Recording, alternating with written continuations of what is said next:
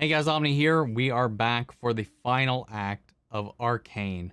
About to dive into episode 7, and I am excited to see where this thing is going. I've been loving this show so much.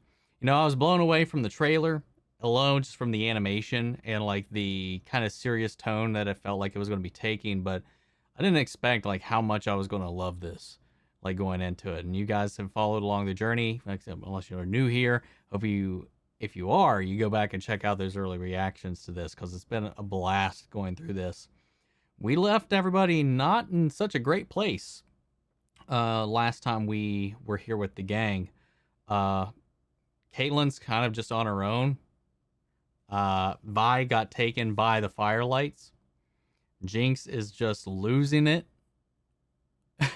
As Vi, this reunion just went south in a way that I'm sure she couldn't have expected and didn't know she would even have, or I'm sure her feelings are just raging with emotion and just conflict internally. Jace has pretty much instigated a betrayal against Heimerdinger to get him removed from this council. Victor is dying, but has sought help from Singed, as we learned a little bit more about his backstory and some things that kind of led him down this path that caused him to reunite with his fellow scientist from the Undercity. And I believe, because Heimerdinger calls it out, that he was like, you seem different, Victor, or whatever he said. So he probably got a little bit of a stimulus from some shimmer while he was down there, I have to imagine, to kind of give him enough energy and kick to keep on moving. So things are really starting to boil. Tensions rise. They have fenced off, gated off, warded off the connection from the bridge between Piltover and the Undercity. Things are not going great for anybody at this moment. Jace is getting lost in trying to understand the corruption within the city itself.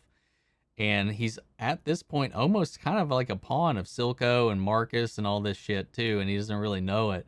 So things are going to boil over at some point or another. So we'll have to see where things go. Guys, if you want to see the full-length reaction to this episode, you can check that out over on Patreon. You just sync it up with the time codes for your own footage.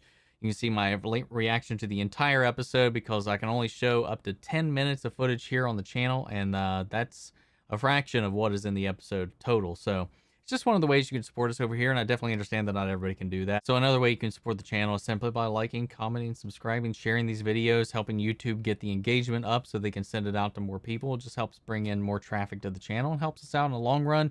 Really appreciate you guys. If you're new to the channel, or if you've just been watching the series and you're not subscribed, I really hope you consider subscribing at the end of the day. But guys, that all down and out of the way, let's go ahead and get into episode 7, The Boy Savior. Here we go.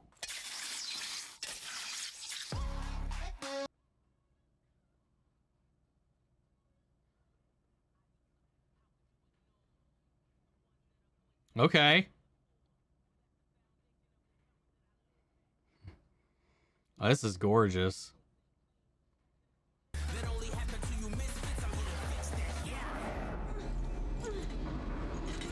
Not bad. I knew it was a mistake trusting you.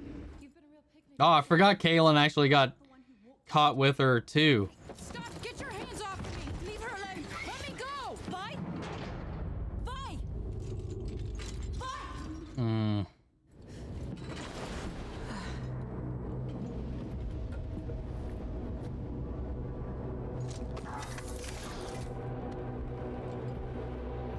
Yes! You look good for a dead girl. Called it. What were you doing with Jinx? Her name is Powder, and I just found her when you and your goons showed up. It's me, Vi. Same person who used to take you down to the junk heap and hose you down when you got covered in grease. That was a long time ago. People change. Yeah, I'm getting that. Are you working for Silco? Fuck you. I thought you were dead. You were following us. Why didn't you say something? I didn't know if I could trust you. So you just come out swinging? I wonder who I learned that from. Oh, well, you should have learned more. You still punch like a little boy. And you still block with your face. I remember when you wouldn't stand up to me. I missed you. No. How long have you had those off? How long have you been whining? Jace will understand. Perhaps. Maybe. Maybe not. Damn, boy. Woo. I tried taking it apart and it nearly killed me. Whoever built it knows exactly what they're doing. This and Shimmer. It's hard to believe what they're capable of. I'll stall the council, but they'll soon need their leader. In the meantime, try not to lose your nuts. Don't worry, I'm sure she'd be there to find them. I got more in common with cave lice than Jinx. But let's just say I didn't always see eye to eye with my old man. She'll come to you when she's ready. Is that the most mature thing we've heard out of her in some time? Or at all? Or just not shitty thing? I didn't lose her. They took her. I like that shot with the framing on her eye and the cracks. Oh, she's just some stupid topsider.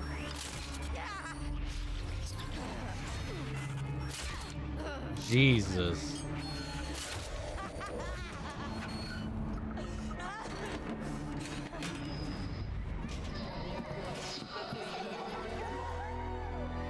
Well, look at this. Pretty cool, huh? You built all this? Not alone. What were you doing? I was consulting a friend about our quandary. I told you I knew someone. Well, you didn't say they were from the Undercity? He's from the Undercity. From the Undercity. Right.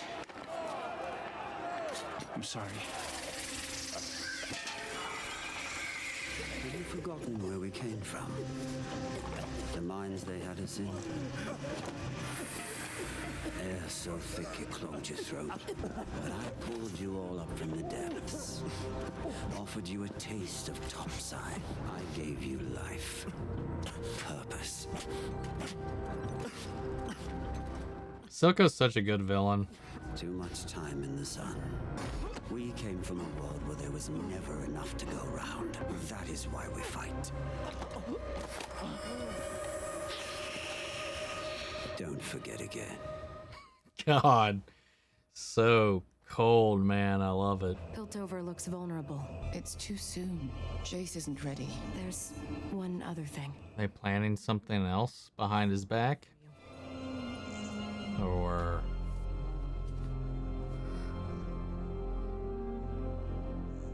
I don't know what that glyph is.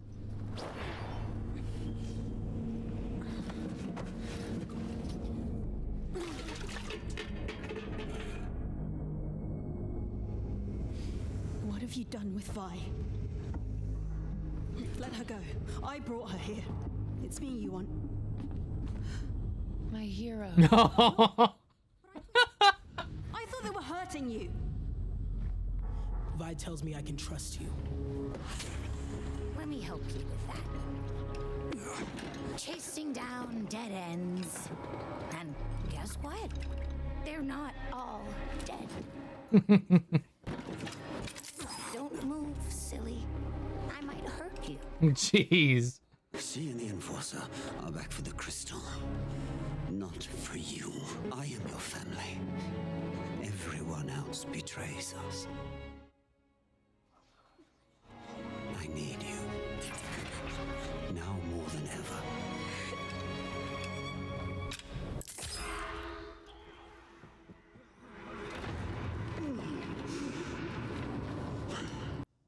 Damn.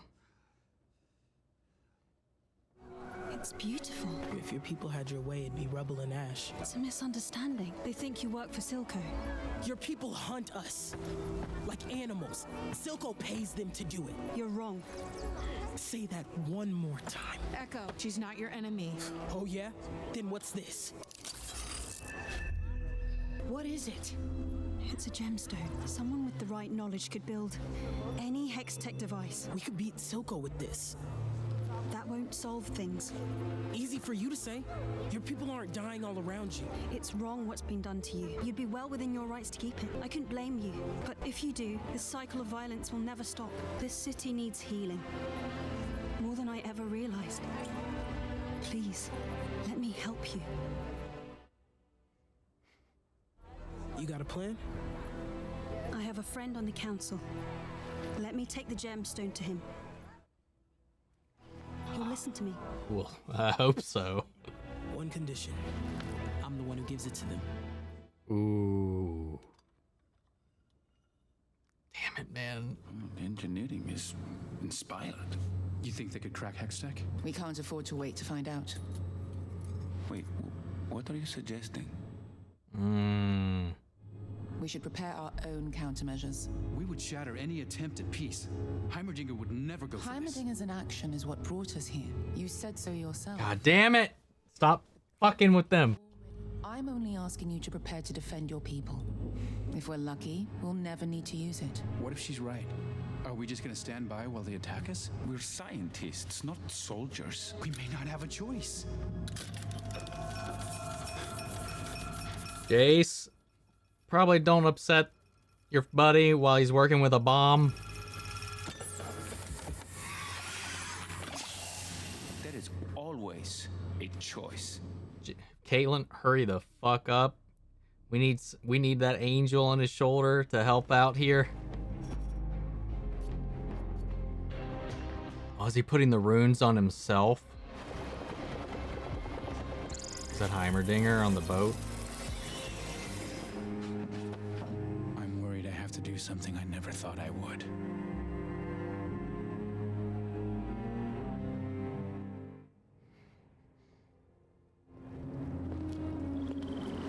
Yeah.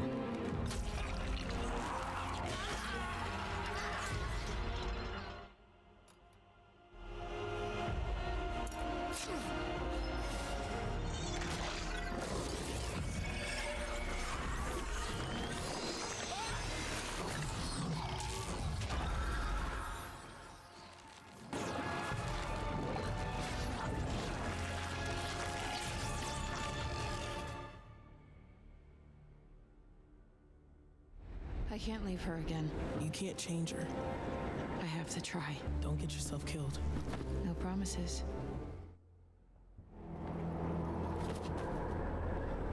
It's been real, Cupcake. Thanks for everything.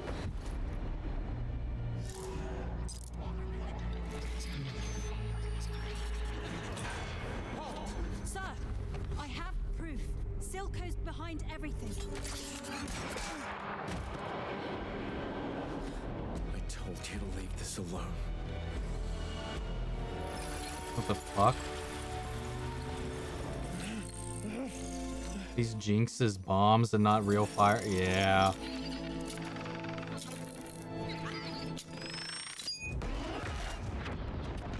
Ooh. Shit.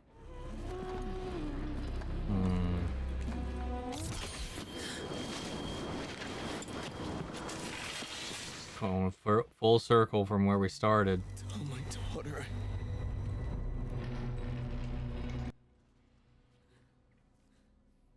Sorry, buddy. I almost started to feel sympathy for you when we had those couple moments a few episodes ago, but you fucking lost it, my guy.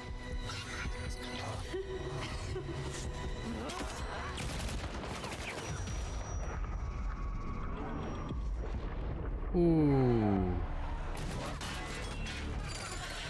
Dude. Whew. Jesus.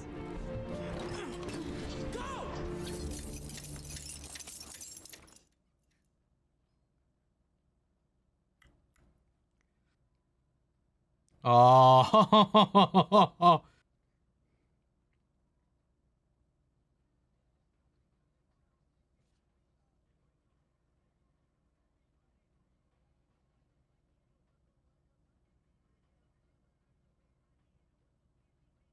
Dude, this is gorgeous.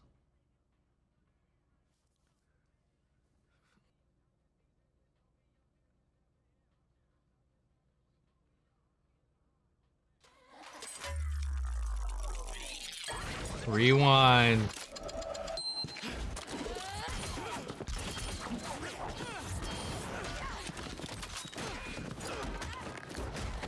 Jeez.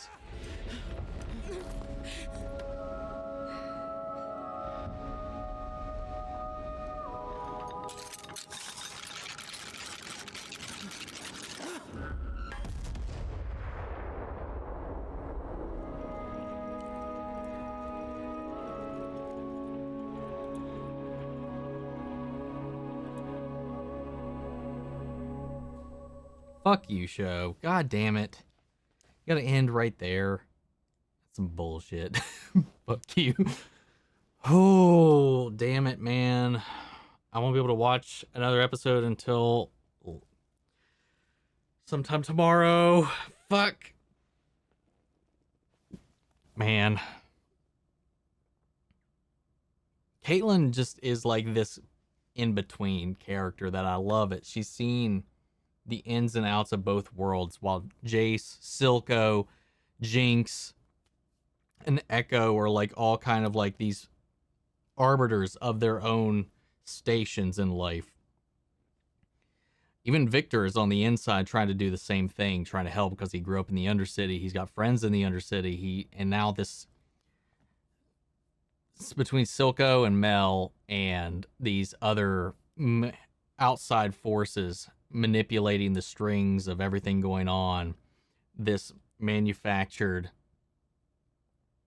well, there was never really a manufactured separation between these two, but it's definitely the escalation in the violence has become manufactured. This escalation in villainizing has escalated. Sure, they always thought they were better than them and that they were lesser, that they were just scoundrels, street rats, stuff like that. But like now it's like they are the enemy. We've got to strike first before they strike at us. Like it's just gone above and beyond that, and it's mostly been the puppeteering of Silco and then just Mel's own kind of power hungriness. It seems like to have the things that she never really had, I guess, when she was part of her main family. Because you can see her pulling the strings on Jace too. And I think she's won him over. Victor's taken his own path to try to fix himself between combining Shimmer with Hex Tech on himself, on his physical body. We'll see the fruits of that labor here shortly, I'm sure. And then just Jinx, seeing all the wrong things at all the wrong times, being told just contradictory things from both sides of the spectrum. And she just doesn't know the full picture. She doesn't know the truth. And now she keeps seeing things from where she's got all this missing information. And she's seen things in a way that's just fragmenting her further. And it's just so tragic. And just seeing, like, especially from the two youngest, Echo and Jinx, how they went two different paths in Vi's absence and Vander's absence, and what has been transpiring in the Undercity has kind of done to them both. And then it comes down to both of them, two sides of a very similar coin, facing off against each other at the bridge. And Echo finally hesitating, even though he's the one that's like, no, Powder's gone. She's dead. When it came time where he had her on the ground and they had that moment, that reflection, it was just so beautiful. And to call back and he couldn't do it. And that allowed Jinx enough time to drop that grenade. And we'll just have to see how that plays out. But Caitlyn, man, she's got her heart's in the right place. And she's learning. She's like pushing through all of these barriers and really trying to help everything heal. Like I don't know, man. Caitlyn has become such a interesting character for me, like powerful character too. And she's very much become quite the active player in this story rather than a passive one where she was before. And like, it's just like, I don't know, man. It's just, she's taking charge in this. Marcus is out of the picture now. So like, I thought we might get like a little bit of a redemption from him as he regrets everything he did. And while he did, he could never fully break that cycle. Here he was handed a chance, a definitive chance to take Silco down, but he didn't take it. Maybe because it would implicate him in the long run, because if he did implicate Silco, I'm sure things would come back around and he would be exposed as part of this whole conspiracy. And he can't necessarily let that happen. He got himself trapped in this whole cycle of violence through his own ambitions, and that's where he got trapped in everything. So, I mean, it was a trap of his own making, unfortunately, so I find it hard to feel sorry for him. Silco's a really good villain, though. Like him, the way he pulls all these strings, the way he's a father figure for Jinx, how he relates to everything that's going on. But he's not necessarily like just evil or anything like that. He is fighting for his people. So in a way, it's, you know, he's the hero of his story. And again, that's makes the best villains. That's why I love what's going on there. Heimerdinger is like Obi-Wan in this, like hooding up his cloak and just kind of fading off into nothing. Like, where was he heading? I'm very curious about what Heimerdinger's up to. We'll just have to find out. But this was a solid episode, man. Anyway, guys, what did you think of this episode? Sound off in the comments. Let me know your thoughts down below. We'll carry on the conversation after the video. Feel free to join us in our Discord. We can talk about it there as well. Links to that and all my socials are down below. Remember, if you want to see the full-length reaction to this, you can check it out over on Patreon, or if you become a member here on the channel, gets you access as well. And speaking of, before we go, I want to shout out our channel legends: Mandy Sherritt, Ryan Karen, Jason Coleman, Philly Vane, Yori Corey Scott, Margaret Grace, Mary Bradley, and Jeffrey Hale. Thank you guys so much for your continued support, and everybody else who's been popping over onto the Patreon here lately. Thank you guys, and everybody who's just been tuning into this series, because it's been amazing, and I'm glad I decided to pick it up. And if you're new here or you're not subscribed, I hope you make the decision to stick around. That's all I got to say, guys, for now. And I'll see you guys in the next episode. Take care, everybody.